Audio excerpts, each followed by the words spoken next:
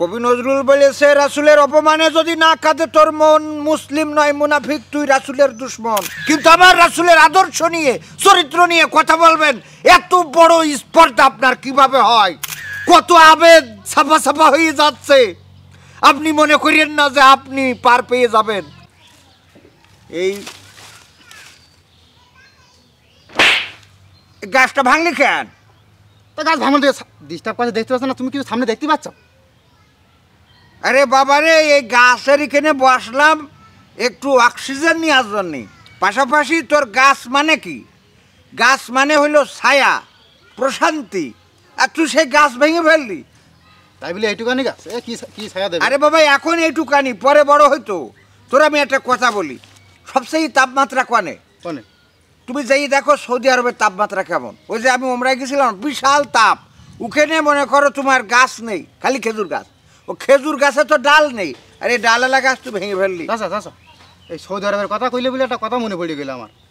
এই যে আমাদের এই নবী আছে না, মুহাম্মদ সাল্লাল্লাহু আলাইহি ওয়াসাল্লাম, তার নাম এই ফেসবুকে দেখলাম যে ওই কইনাক আল্লাহর বান্দা, কি কোনকের বোন খেগো ছেলে নাকি, ও উল্টো পাল্টা কথা বলেছে আমার রাসূলের ব্যাপারে। হ্যাঁ, কবি নজরুল বলেছে, রাসূলের অপমানে যদি না কাঁদে তোর মন, মুসলিম নয় মুনাফিক, তুই রাসূলের দুশমন। রাসূলের কোন দুশমন?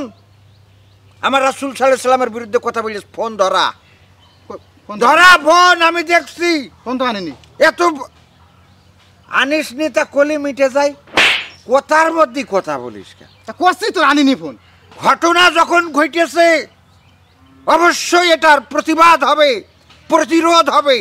আমার রাসূলকে নিয়ে আজে বাজে মন্তব্য করবে, সে যেই হোক, এটা মেনে নেওয়া যাবে না। কোথায় ফোন? চলে আসো। চাচা, তুই কি ম্যাজিক দেখাইলে? ফোনটা ধরা। ম্যাজিকের কথা পরে হবে, আমাদের সে ফোন তো। ফোন ধরা তুই। ও বোন খেগো ছেলে, রিং যাচ্ছে। এই হ্যালো, এই হ্যালো। হ্যাঁ, কে বলছিলেন? বুঝছি। আচ্ছা, একটা ঘটনা শুনলাম আমার ভাতিজার কাছে, যে ফেসবুকে আমরা দেখেছি যে আপনার কোনো একটা লেখা আমার রাসূল সাল্লাল্লাহু আলাইহি সাল্লামের বিরুদ্ধে গিয়েছে। এটা কি আপনি লিখেছেন? অনেক আগে, 2010 সালে লিখেছেন কেন? শোনেন, আমি স্পষ্ট করে বলছি, অবশ্যই এর জন্য আপনাকে বাংলার মুসলমানদের কাছে ক্ষমা চাইতে হবে। শুধু বাংলার মুসলমান না, গোটা বিশ্বের মুসলমানদের কাছে ক্ষমা চাইতে হবে। ধর্মীয় অনুভূতিতে আঘাত দেওয়ার কোনো রকম দুঃসাহস আপনি করতে পারেন না। এত বড় দুঃসাহস আপনি কিভাবে করেছেন? রাসূল সাল্লাল্লাহু আলাইহি সাল্লামকে আপনার আদর্শ মানতে অসুবিধা হয়, আপনি মানেন না। কিন্তু আমার রাসূলের আদর্শ নিয়ে, চরিত্র নিয়ে কথা বলবেন, এত বড় স্পর্ধা আপনার কিভাবে হয়? শোনেন, আপনি মাথায় রাখবেন, বাংলাদেশ বিশ্বের তৃতীয় বৃহত্তম মুসলিম দেশ। এই মুসলিম কান্ট্রিতে বসে আল্লাহ রাসূলের অপমান করবেন, এটা মুসলমানরা মেনে নেবে না। রাসূলকে আঘাত করা মানে আমাদের কলিজায় আঘাত করা। আমাদের কলিজা জ্বলে, আমরা নিজের আঘাত সহ্য করতে পারি, কিন্তু রাসূলের কেউ যদি আঘাত করে সেটা সহ্য হয় না। বলে দিলাম, আপনি এত বড় দুঃসাহস করেছেন। বাংলাদেশের জনগণ এটার বিচার চাই। বাংলাদেশ আইন আছে, আদালত আছে, এগুলোকে বৃদ্ধাঙ্গুলি দেখানোর কোনো সুযোগ নাই। কত আবেগ ছাপা ছাপা হয়ে যাচ্ছে। আপনি মনে করেন না যে আপনি পার পেয়ে যাবেন। What is this? ইম্পসিবল।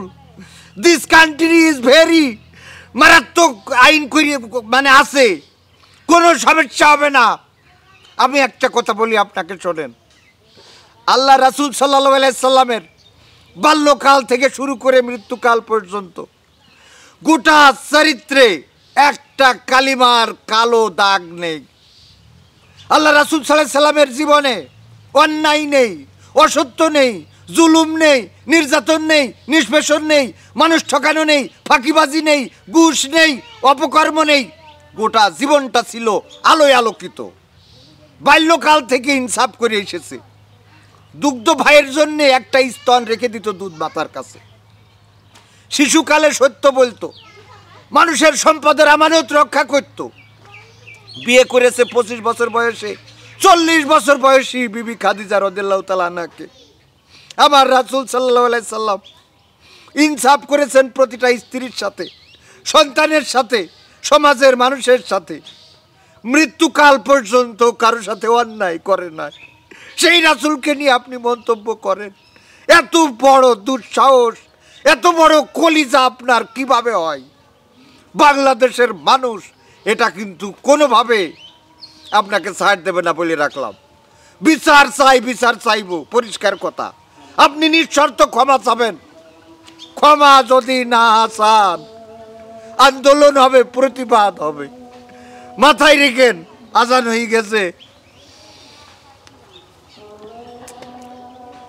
এই আজান ভেসে আসছে মসজিদের। বেলাল আজান দিত, আল্লাহ রাসূল সাল্লাল্লাহু আলাইহি সাল্লামের ছাপ। সবাই এসে এক কাতারে নামাজে দাঁড়াইতো। এই নামাজের সৌন্দর্য দেখে দলে দলে মুসলমান হয়েছে। বাংলাদেশেও এই নজির আছে। নামাজের মতো সমতা, সুন্দর ইবাদত আর পৃথিবীতে নাই। যেই জায়গায় রাজা দাঁড়ায় তার পাশে প্রজা, যেই জায়গায় ধনী দাঁড়ায় তার পাশে গরিব, যেই জায়গায় এতিম দাঁড়ায় তার পাশে বাবাওয়ালা, যেই জায়গায় টাকাওয়ালা দাঁড়ায় তার পাশে টাকাহীন। এই ইবাদত আল্লাহ রাসূল শিখিয়েছে। সুবহানাল্লাহ, সুবহানাল্লাহ। আজান দিচ্ছে। চলো নামাজ পড়ে আসি।